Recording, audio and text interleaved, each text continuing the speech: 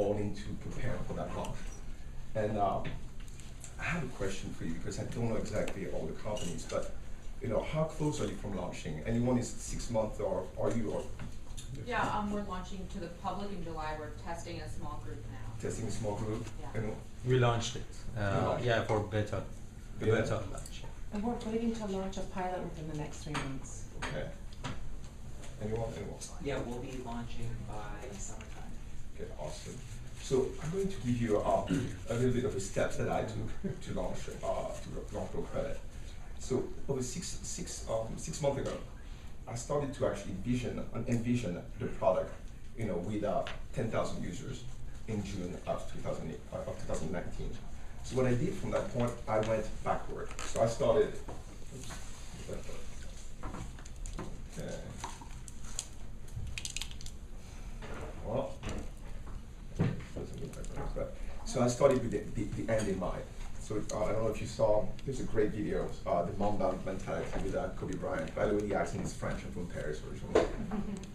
And Kobe Bryant said, in order to become the best NBA player, I realized he was getting his ass kicked when he was 11 years old, that he needed to start with the basics, with the ground, with the foundation. And that's exactly what we did here with Grow Credit. Essentially, we looked at where we're supposed to be 6 months down the road.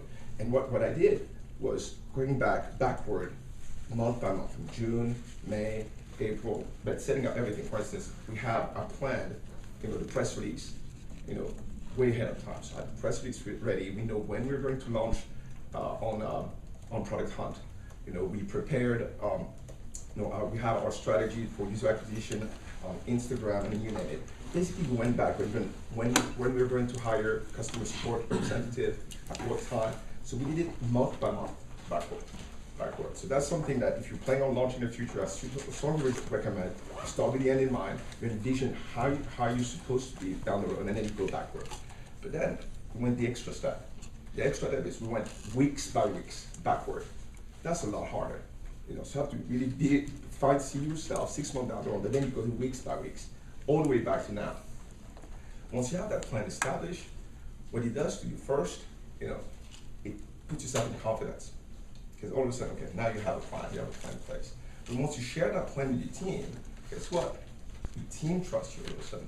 They have more confidence. They say, he knows where he's going. He's got a plan going forward. Then you share that plan with your investors. They can feel the confidence. It's all about confidence building. This is really the step that you have to take. It takes time, especially when you go to weeks by weeks. But this is necessary step for you to gain confidence, which will put you in a better position during your pitch to investors. So that's the general strategy. But from a tactical standpoint, you actually want to, the single most important thing to do is to track and monitor your progress. Because otherwise you don't want to have a tunnel vision where you have a plan in mind, it's all exactly the plan, because things change all the time. So if you're not flexible with your plan, if you don't stop, every month you need to have on your calendar a specific date to pause, track, and monitor where you are. Otherwise, it's driving a car in the ditch. And for instance, one reason it's very important to track the fact that it's very hard to raise funds in July and August. So everyone's on vacation. So you have to plan. So depending on where your launch strategy is, you have to be mindful of, okay, June, July, I'm not going to be able to raise. November 15th until December, it's going to be very hard to raise as well. So you need to be mindful of those key time frames, before you, during your general plan of attack here. Makes sense? So starting with the plan in mind. So what's interesting, I will talk maybe later on with the visualization, but what's interesting, you also want to visualize yourself, 6 months down the road, in terms of, what type of team you want, what type of team do you need, if you have 10,000 users, how would you act, how would you react, which type of talent do you want to recruit. You also want to have a vision of the product, but you also have a vision of yourself acting 6 months down the road. That's very important as well. So if you just press the up and down button and I don't know why it's crazy, but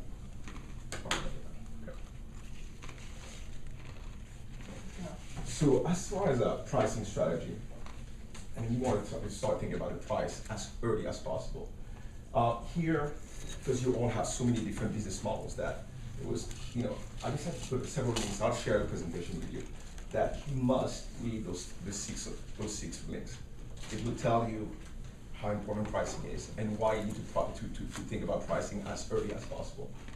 In our specific case, we use customer value-based pricing and competition-based pricing in the sense that currently we have a competitor that's called Self-Lender, and they're charging at least $80 and a 3-year commitment to help consumers establish credit. That's their pricing. So from a value standpoint, what we're doing, we are actually offering, we are achieving the exact same results in a single year and for free. So that's, from a customer value standpoint, it's very strong, and as far as beating our competition as well. So that's a typical example of how you can use customer-based value pricing and competition-based pricing. But again, those are the links that you really want to read. This was just general examples.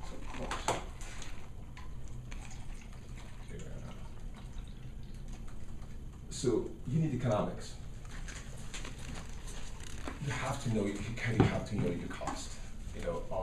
When you present in front of sophisticated investors, they will want to make sure that everyone knows that, especially at an early stage, that numbers are just, who knows what's going to happen in the future.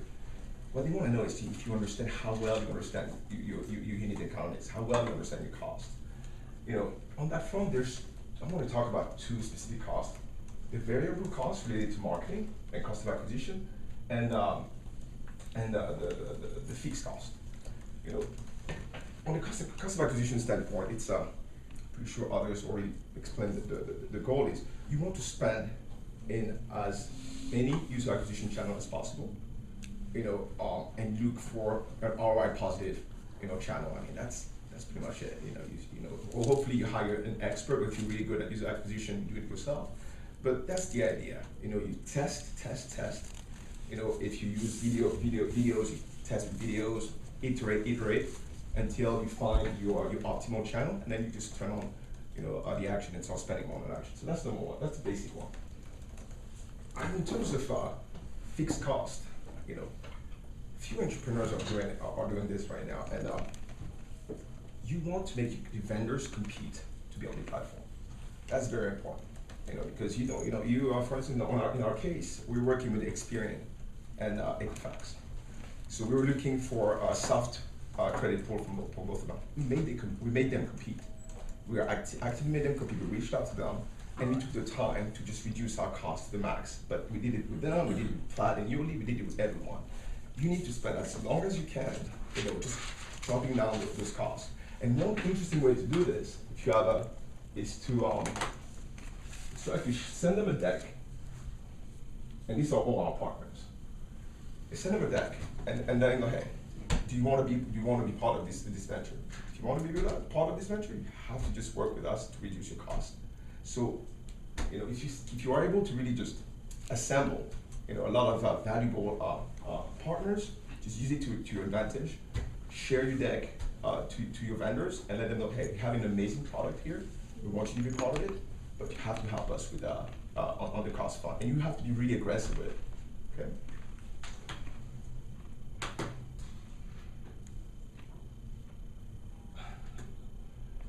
Building an army of evangelists. So this is one of the most critical aspects of before you launch a product, in the sense that you want to share and hopefully give your product for free to 50 to 100 users or more, depending on the model. But it is critical, and it's critical because these users help you detect bug. They help you, with your pricing questions, and most importantly, they help you with your ratings. If you develop a product that's valuable enough for them, and they gain a real value from it, once it's time for them to help you with your ratings, they will do that. There's a major difference with an app with a 5-star ratings and an app with a 1-star rating. You know that, and you know what the difference is? The unit economics. You can have, if you have a 5-star, the customer acquisition can be maybe $50. If you have a one-stop, it can be $50. So that's why having this army of evangelists from the onset is so important. Build a relationship, ask them question about pricing, build a relationship. I mean, it's just essential. And then make sure that they give you a good rating on your application. Of course, A/B testing. And I strongly suggest, are you familiar with the platform called Tonga? So it's a platform with creative artists, that can help you basically develop some really good, interesting video for pretty inexpensive. I mean, I highly suggest you to check it out. You can really get some good content, for fairly cheap. I saw this product launch. You have a session with product launch, right? Not already, so you learn more. But building an army of evangelists is essential, critical. Advisors. So we have 10 advisors. I have 10 advisors. Press, I have an advisor for to have my model, an advisor for user acquisition. I have tons of advisors. So a lot of people have a lot of advisors because they look good on their deck, but they're not using them efficiently. If you have an advisor, critical thing to do is to make sure that you have one meeting monthly with them. It's essential. They have an outside of the box thinking. It can really help you see the business from different angles. But you want to make sure to have a monthly meeting set up with them. Very important.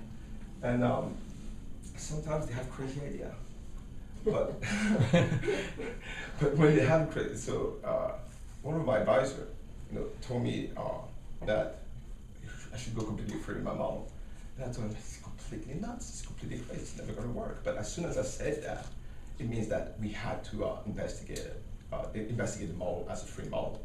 And by doing so, we realized that if we wanted to launch the platform as free, we had to just cut our costs to the maximum. So what it pressed us to do is to go back to all our vendors and let them know, hey, we're launching as a free model, we need your help, otherwise it's just not gonna work.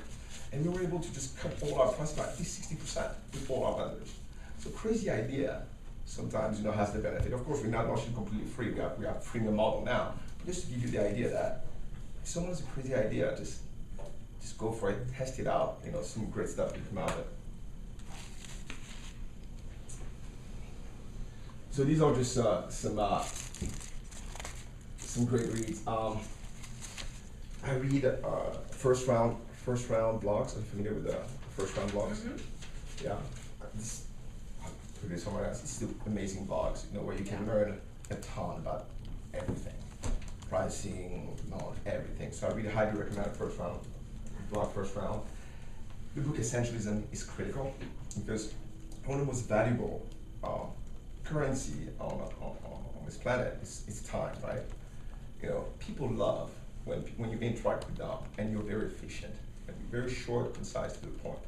So if you want to share your deck, and your deck is, and you have 2 pages and all that, no one wants to interact with someone who's just like, have 10 paragraphs and all. So the idea, this book, explains the importance of being very succinct, with your email, with all your communications, and how beneficial it is. When you are interacting in an essentialist way, your counterpart can feel it, can sense it. And actually being succinct, it actually takes time. It takes a lot of work, to create something that's tight and succinct. But the person who receives it, can feel the work. And that's one way to attracting an investor or anywhere. That's also a good way to do in a relationship. Good to great. I love good to great because of this one of my best passage there was building a culture of discipline. So I highly recommend all of you to write a report weekly that you share with all your team, all your advisors and investors. That's what I do for every Friday morning before 8 a.m. All my team needs to send me their report that I add to my own report, and it's just every single Friday before 8 a.m. I need to receive it. Initially I write about 4 paragraphs just to describe what we did during the week, and then after that everyone has their own say, but it's a good way for investors, to see, hey, they're working, they're doing something important. It's a good way also for advisors to see that other advisors are participating. You want to say, Nick, help me with this, or help me with that. So it makes the other advisors also compete to actually just provide some value, to the company. So that's why you really want, each time an advisor just did something that's valuable for your company, you want to mention it, and you want everyone to see it as well. And the other, as far as deeply on Monday, I always have a short list of what people need to do, the top 5 or 6 items that we need to accomplish during the week. But having that culture of discipline really just keep the momentum going. Everyone is aware, everyone's working, because everyone knows that they will be on the spot. So because of that, everyone's just working to contribute to the team. It's very important. 0 to 1, it's classic, so it's a great book. Flow really teaches you how to optimize your work output. Essentially, it's a great book. And monetization innovation is what I was talking earlier about pricing. It's a great book as well. So that's it. That's that's some great reads right there. But I recommend. I read a ton every single weekend just to keep on learning and to keep on improving and all that. That's it. Questions for you?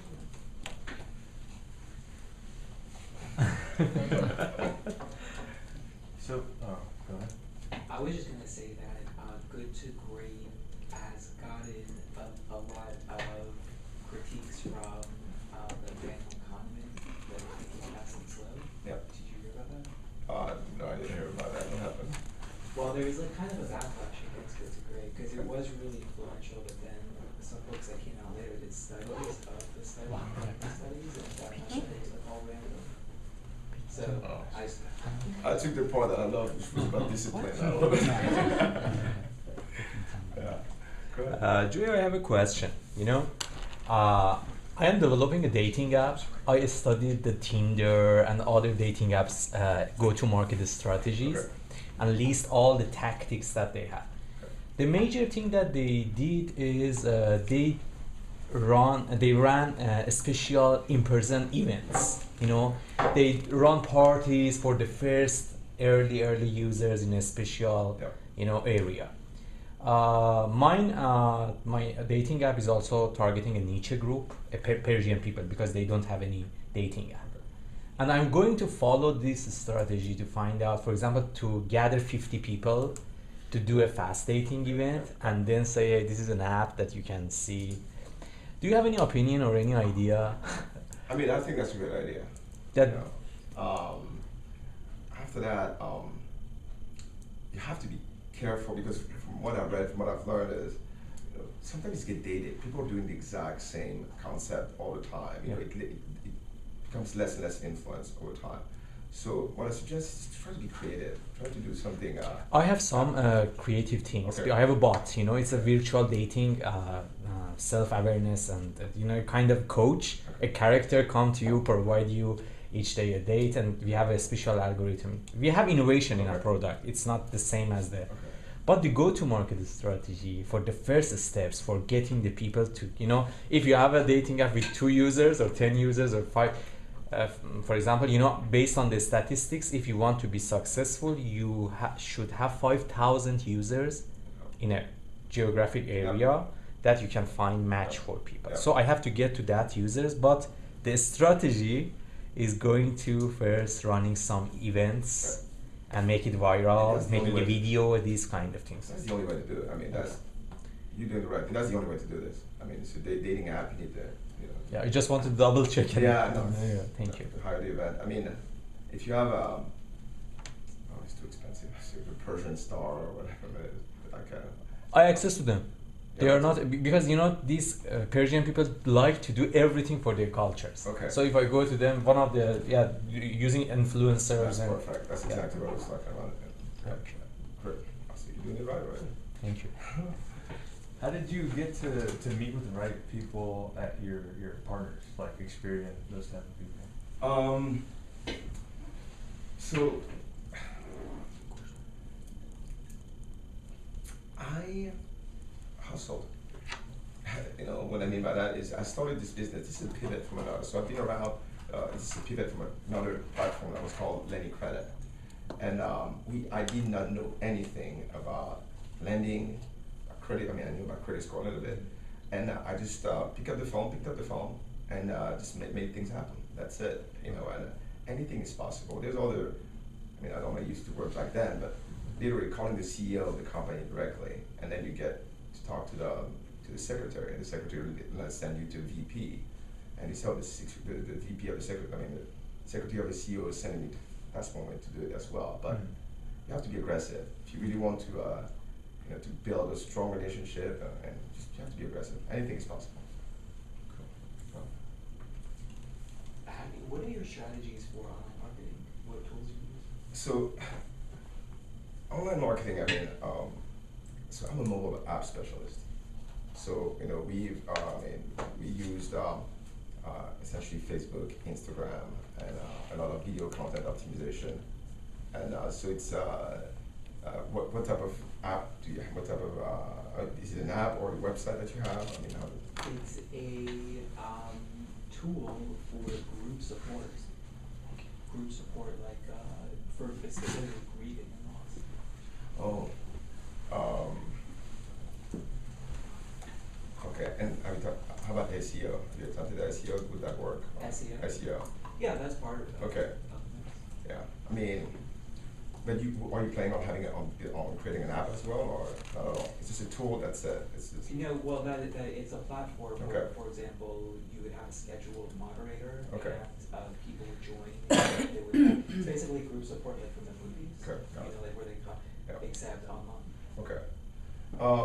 We did a short Facebook marketing Okay. campaign just to boost some posts for the Facebook page to kind of gauge it and see where things would go, and we had a pretty positive response. Was it expensive? No, it was like $100 for 10 days. Okay. It wasn't expensive. Okay. I don't think that's expensive. It was That's like pretty 39 cheap. cents a click or something like that. 39 Yeah, cents a like. 39 cents. That's pretty good. That's very good. Yeah. So using Facebook, how about Instagram? Are you using Instagram as well? I have an Instagram. I'm not good with Instagram. Okay. My Instagram, my personal Instagram is mostly pictures of my dog, so I mean, I'm not good with Instagram, but I have it. Yeah. But a lot of our demographic, I mean, Facebook really informed us. We were able to pull a lot of data from that, and a lot of our demographic is primarily 89% women over the age of 55, and that gets even stronger over the age of 65. So I mean, so you haven't tested any video ads or anything like that? No. Video. So video ads is, I mean, that works on Facebook and on Instagram. This is really Just what. talking to him about Yeah, video video ads. ads is the way to go. And there's a company that's called Lemon Light, and Lemon Light. Spelled correctly, Lemon or like Light. lift.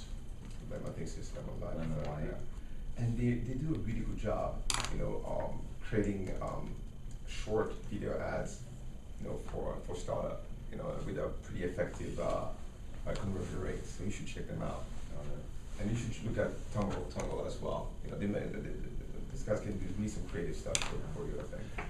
One of the ideas that I had was to kind of give people an example of what to expect by like having a group support session of people sitting and just talking for 30 minutes or whatever together, and kind of just like, so that you can put that online and people get a sense of this is the type of interaction you would have. Although you would be interacting by text, it wouldn't be face to face. So there's a little bit of difference there. But I think the video ads is a good idea.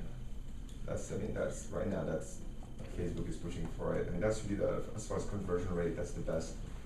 You know, as long as you get the good team to build it, and there's a lot of strategy and nuance. That's why you want to work with experts, and that can help you really optimize any video content that you have. It really help you, you know, create the best engagement as possible. Yeah. It's tough though because of our subject matter. You're not exactly. It's pretty complicated. That's what it is. Well, Yeah. you know what might work is if you have somebody talking about the result. Yeah. And maybe not through your group, but through, you know, the other group that you mentioned. I want to get Betty White. That would be fantastic. Yeah. She'd probably love to do it.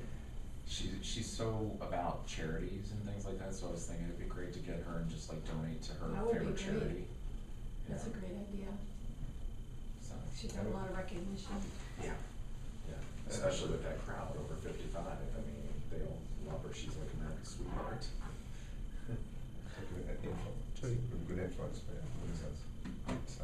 have a question. What is the normal conversion rate between the free users to paying users? Is there So- any statistics? I know it depends on the business. Yeah. Depends.